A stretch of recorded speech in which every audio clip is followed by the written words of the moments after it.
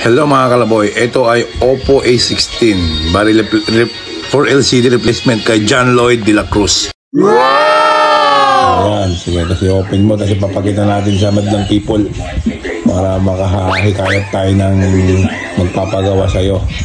Anyway, okay naman kung sakaling okay siya, ipopromote kita, siyempre. Sabi, mahirap mag-promote kung hindi ayos yung gawa mo, di ba?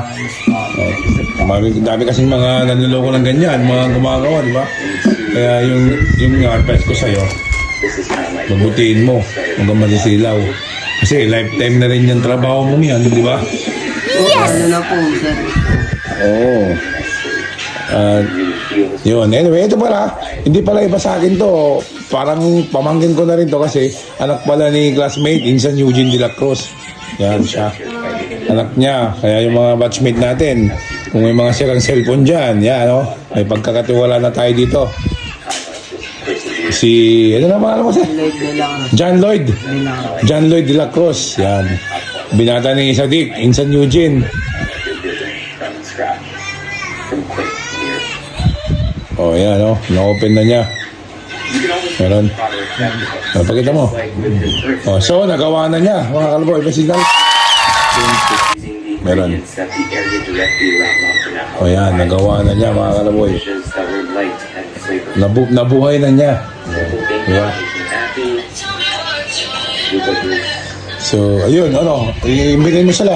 Ano masasabi mo na pagawa sila sa'yo? Okay na po yung Oppo A16. 16 ba? Oh, A16, yes. A16 po, okay na po. Pinang-touching ng anak ko kasi yan. Kaya umiiyak. So, sabihin mo yung page mo or yung...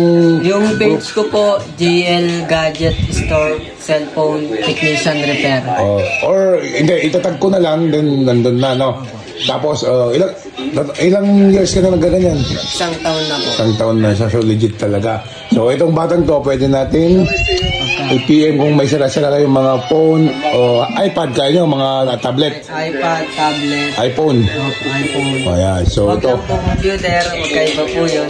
Okay, so highly recommended dito si John Lloyd de la Cruz. Kamag-anak din natin. So, yun. So, okay na ang Oppo A16 replacement LCD. So, yun mga kalaboy. Bye!